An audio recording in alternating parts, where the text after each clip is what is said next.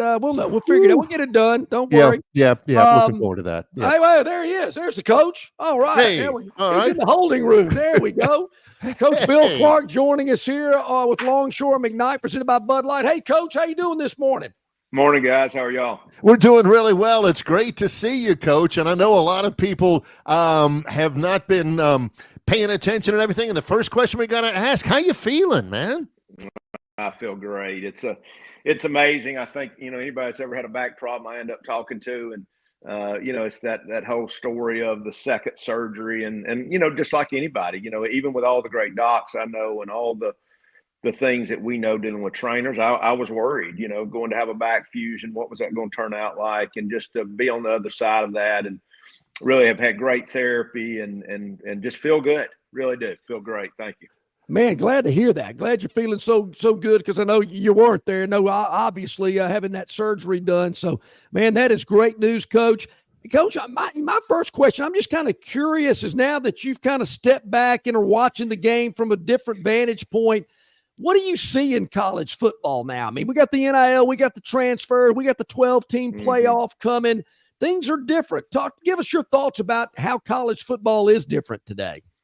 Yeah, so, just things that I've been doing. Obviously, first I went to get well, and really from that has been, I've consulted about 3 teams a year for the last few years. So that's really kept me in it, and got to watch film and go behind the scenes and see that world. And then, of course, having my own radio show now and getting to look at college football each week has really been good.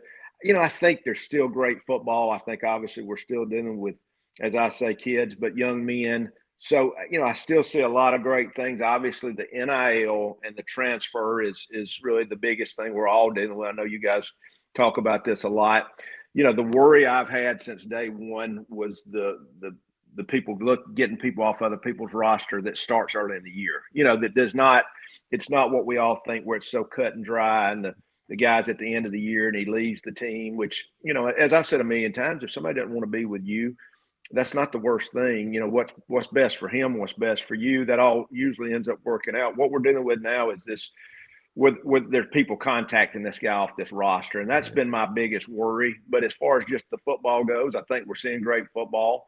I think there's so much innovation now because of there's so much stuff out there. There's so much film. There's so many ways to, I remember growing up and getting to go to a coaching clinic in the 70s with my dad, and just people did not share information. And now you've got so much information out there. There's people all over the internet where you can look at RPOs, and you can look at every way to defend things. So there's so much great information. Kids are better trained. They're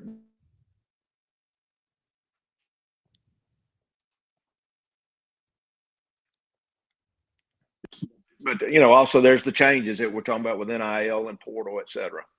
It's got to be a fine line with all the information available to be able to make decisions. But, there's still such a thing as gut feel, right? When you're making decisions, particularly during a game, right? Is that more important?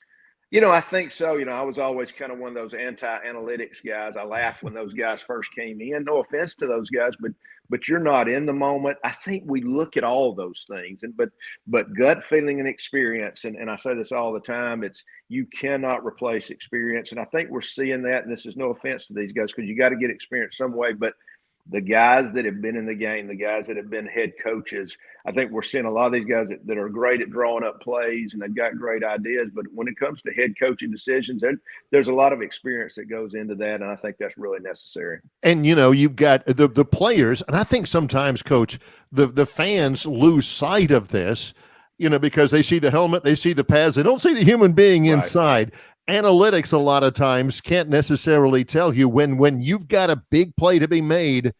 You've got guys that maybe the analytics don't show up about it, but he's going to do whatever it takes to get that job done.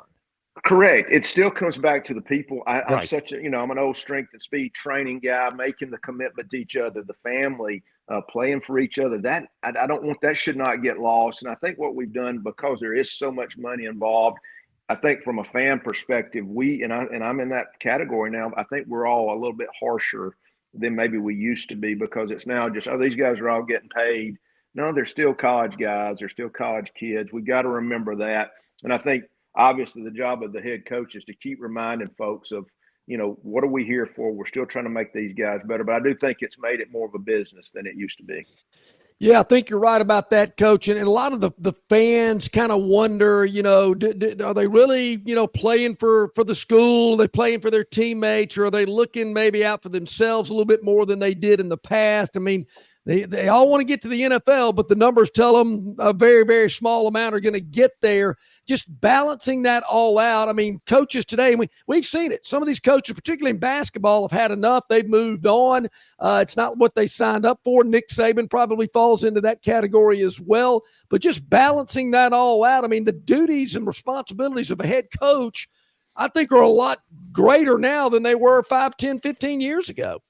I think some guys that probably, and I say this without really throwing people under the bus, but when you've been a high school coach and you've had to cut the grass and line the field and get all the kids and worry about classroom, and I think a level of appreciation, I think there's so much now that's going into being a head coach, to being a coach, raise money. Of course, that's the world I come from. We were doing cookie dough sales and we were doing those things to survive, but I think having an appreciation, and when we started the program over at UAB, and I had to go get guys from all over the country and these junior college guys, and the way to get out of a junior college, you almost have to be a mercenary. You got to put yourself up front, and that was a big thing for us to break down all that from guys from New York and California and Arizona and of course Southern guys and put them all together. So I think it's more important now to bring those guys together, to make it as much of a team as you can.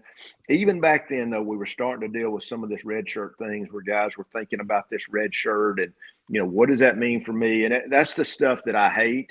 Obviously, we want these kids to be taken care of and all the above, but I think the more we can make them the team, the more we can put our city and our community and our university together. That's got to be talked about every single day to keep them together in this time when everybody's telling them to go get theirs.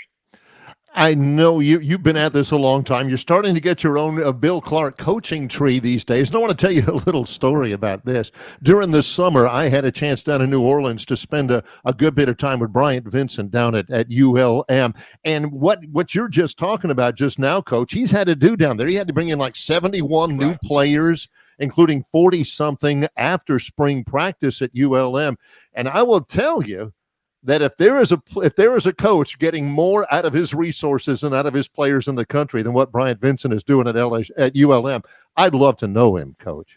Well, that's what you love about Bryant. Once again, a guy that had to work his way up. He's appreciative.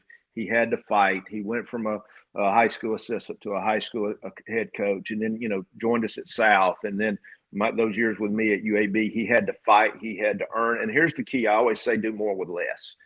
So when you come from that world where you have to raise money and you have to get people to believe and you have to go get guys that maybe people don't think are the best, it's about player development. And I think we forget that. Player development, coach development, program development. Bryant's done a great job of that, obviously. I got it. Well, I know we don't have a ton of time. I wish we did, because John and I could spend an hour telling stories and everything. But I'll ask the question, Coach, are you healthy enough to go back and coach full time at the college level? Yeah, I finally am. I feel great. I'm telling you, I was as mentally drained, I think, as I was physically, but it was truly a physical thing. But we had to put so much into that UAB job to get it where it needed to be. And what a great experience that was. But I'm at the point now where I am listening, and we'll just see. I've just, I'm kind of, I have my eyes on things of kind of where I was at. And that's kind of where I would have to look. So we'll just see if there's something out there that's a fit and somebody's really wanting to make a commitment and maybe want something that I got. And I've got a good gig going right now. I'm real happy, taking care of grandkids and getting to watch a lot of ball and getting to be on the radio. We guys got all the answers, Oh, yeah.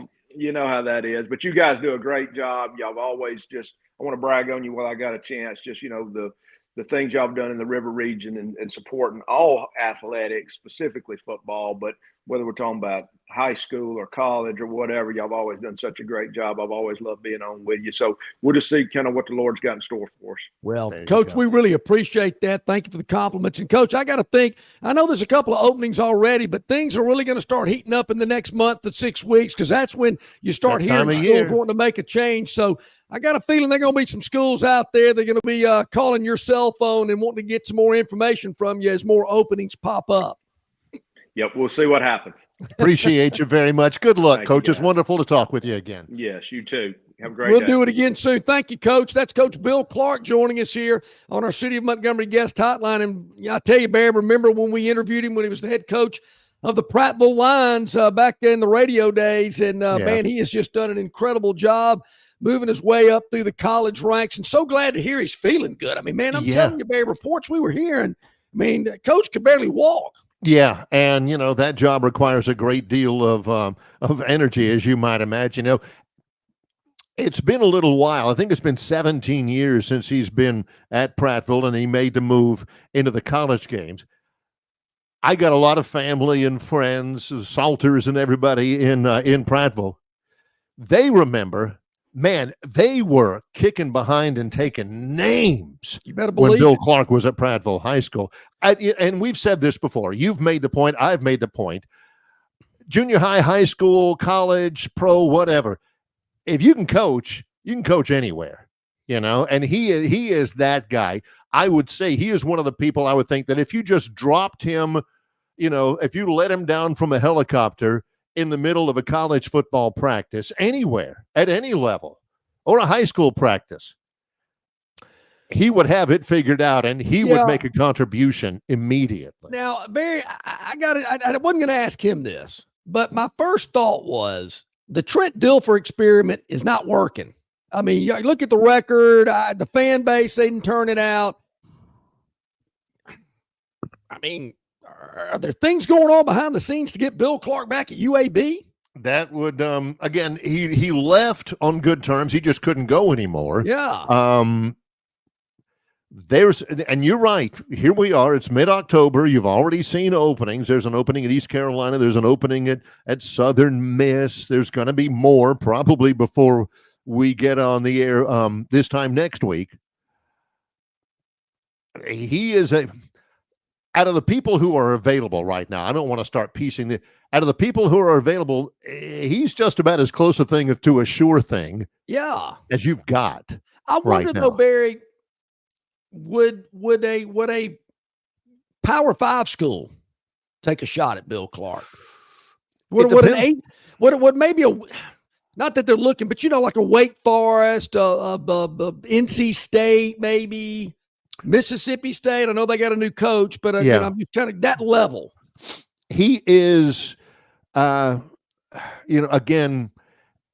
he has had a full dose of activity in the state of Alabama. He's already got his retirement and all that kind of stuff, which was important to him. His whole career has been spent in the state of Alabama, and he's built himself up a pretty good deal there. Yeah. But now he can go anywhere. Now he can do anything, but he can be selective. He mentioned this real briefly in his response to me. If there's a school that's willing to make a commitment, he ain't talking about just himself. Mm-hmm. He's not going to go to any one of these places and just, golly gee, I'm happy to be here. Look at me. No, I mean, he's going to make demands. He's going to expect the tools he needs and the resources he needs to win. And a lot of schools are not in that position right now. So he can afford to be selective. I think it's coming. I think it's happening. And I think it's going to be a good move for somebody. I'm looking forward to it. Yeah. Really, I hope we get to talk to him again soon. Yeah. I know we'll be able to, and maybe a little bit lengthier conversation.